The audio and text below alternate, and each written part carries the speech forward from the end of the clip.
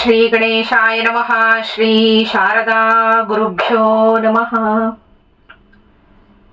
ತಪಸ್ವಾಧ್ಯಾಯ ನಿರತಂ ತಪಸ್ವಿ ವಾಗ್ವಿದಾಂ ವರಂ ನಾರದಂ ಪರಿಪಪ್ರಚ್ಛ ವಾಲ್ಮೀಕಿರ್ಮುನಿ ಪುಂಗವಂ.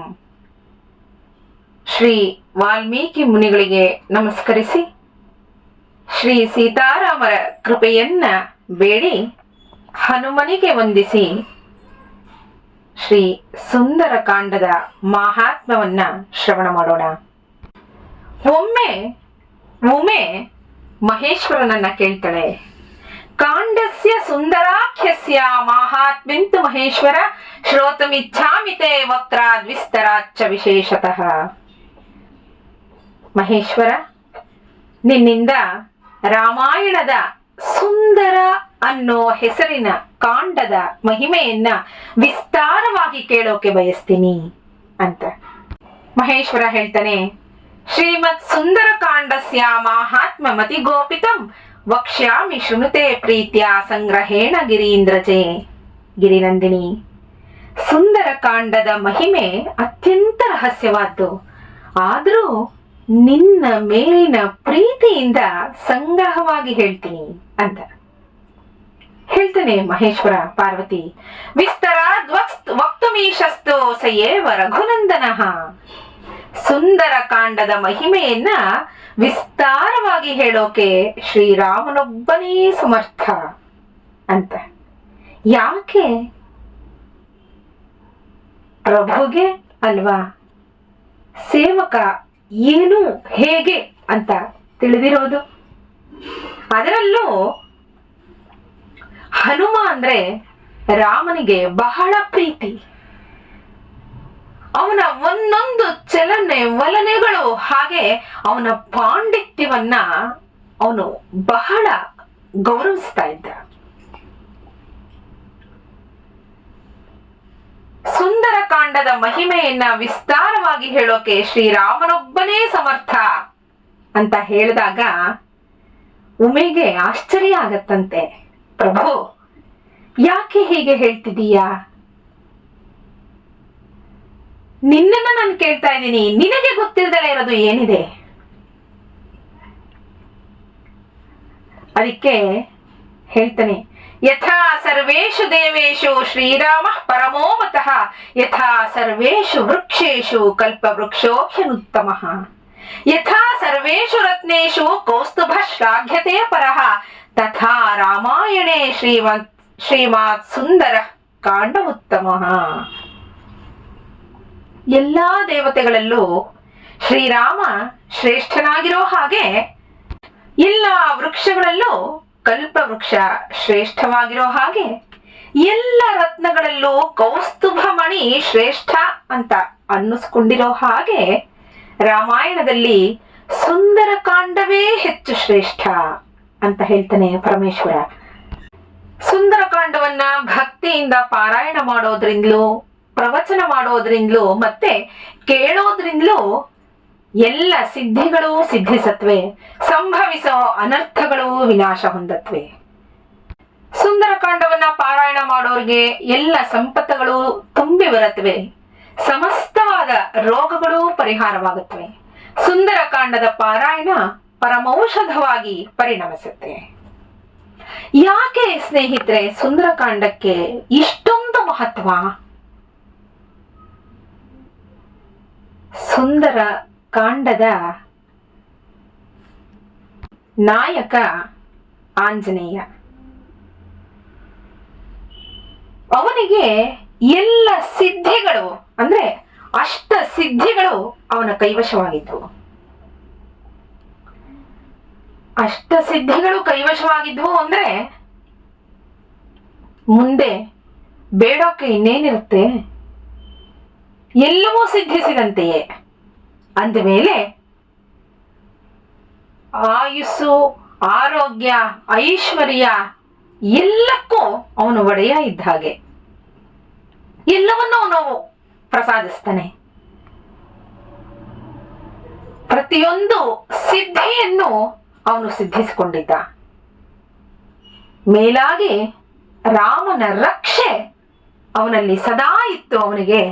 ಅದರಿಂದ ಯಾರು ಹನುಮನನ್ನ ಅನುಸರಿಸ್ತಾರೋ, ಯಾರು ಹನುಮನನ್ನ ಪೂಜೆ ಮಾಡ್ತಾರೋ ಅವರಿಗೆ ರಾಮನ ರಕ್ಷೆ ಸದಾ ಇರುತ್ತೆ. ಹಾಗಿದ್ದ ಮೇಲೆ ಯಾವ ತೊಂದರೆಯೂ ಏನೂ ಮನುಷ್ಯರಿಗೆ ಆಗಲ್ಲ.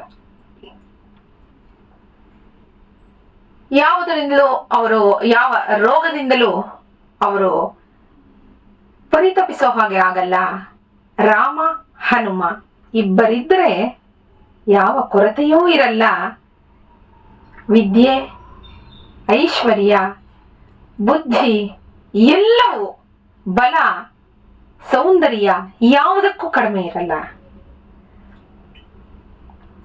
ಸುಂದರ ಕಾಂಡದ ಪಾರಾಯಣವನ್ನ ಹೇಗೆ ಮಾಡಬೇಕು, ಅದರ ಮಹಾತ್ಮೆ ಏನು, ಪಾರಾಯಣ ಕ್ರಮ ಹೇಗೆ ಹೇಳ್ತಾರೆ. ಅದನ್ನ ಪಾರಾಯಣ ಕ್ರಮವನ್ನ ವಾಲ್ಮೀಕಿಗಳು ಹೇಳಿದರೆ, ಪರಾಶರ ಮುನಿಗಳು ಹೇಳಿದರೆ, ಹೀಗೆ ಎಷ್ಟೊಂದು ಜನ, ಅಗಸ್ತ್ಯರು ಹೇಳಿದರೆ, ಹೀಗೆ ಎಷ್ಟೊಂದು ಜನ ಮುನಿಗಳು ಸುಂದರಕಾಂಡದ ಪಾರಾಯಣವನ್ನ ಹೇಗೆ ಮಾಡಬೇಕು ಅಂತ ಹೇಳಿದ್ದಾರೆ.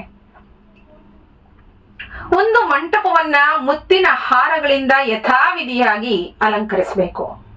ಅದರಲ್ಲಿ ಒಂದು ವೇದಿಕೆಯನ್ನ ನಿರ್ಮಿಸಬೇಕು. ನೂತನವಾದ ಬಿಳಿಯ ವಸ್ತ್ರದಿಂದ ಆ ವೇದಿಕೆಯನ್ನ ಮುಚ್ಚಬೇಕು. ಅದರ ಮೇಲೆ ಭತ್ತವನ್ನ ಹರಡಬೇಕು.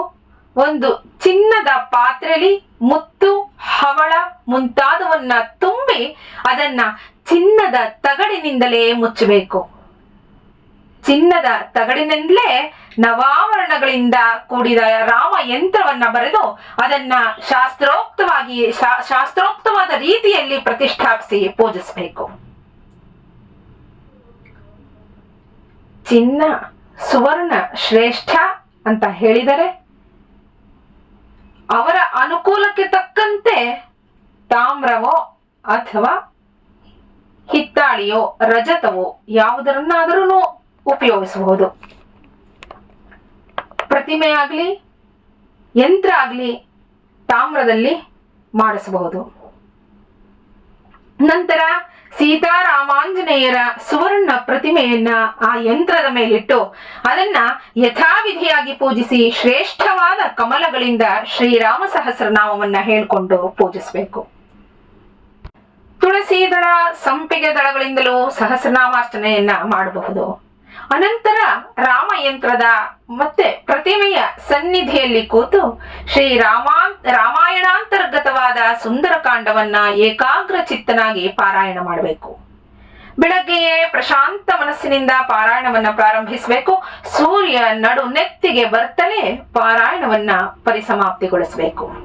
ಶ್ರೋತೃಗಳು ಶ್ರೀರಾಮನ ಭಕ್ತರಾಗಿರಬೇಕು.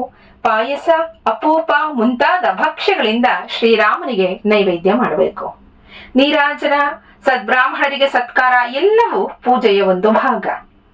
ಹೀಗೆ ಸುಂದರಕಾಂಡವನ್ನ 68 ಬಾರಿ ಆವರ್ತನವಾಗುವವರೆಗೂ ಪಾರಾಯಣ ಮಾಡಬೇಕು ಅಂತ ಹೇಳಿದರೆ, ಅದಾಗದಿದ್ದಲ್ಲಿ ಪ್ರತಿದಿನವೂ ಇಷ್ಟಿಷ್ಟು ಸರ್ಗಗಳು ಅಂತ ಹೇಳಿದರೆ.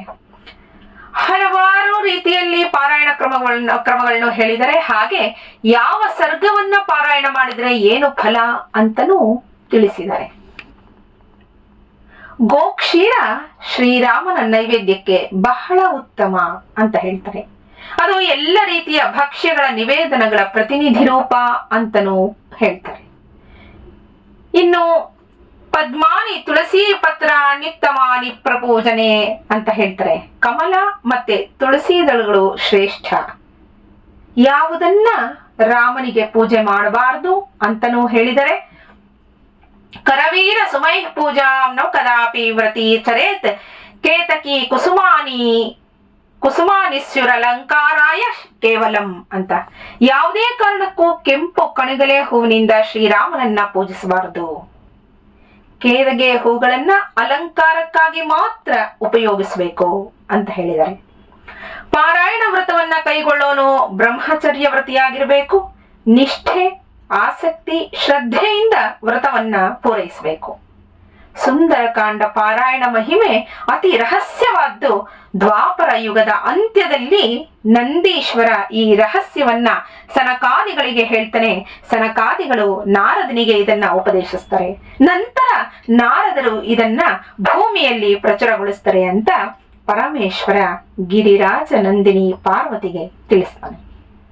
ಸ್ನೇಹಿತರೆ, ನಾಳೆಯಿಂದ ಸುಂದರ ಕಾಂಡದ ಮೊದಲನೆಯ ಸರ್ಗವನ್ನ ಶ್ರವಣ ಮಾಡೋಣ. ಶ್ರೀರಾಮ ಜಯ ರಾಮ, ಜಯ ಜಯ ರಾಮ. ನಮಸ್ಕಾರ.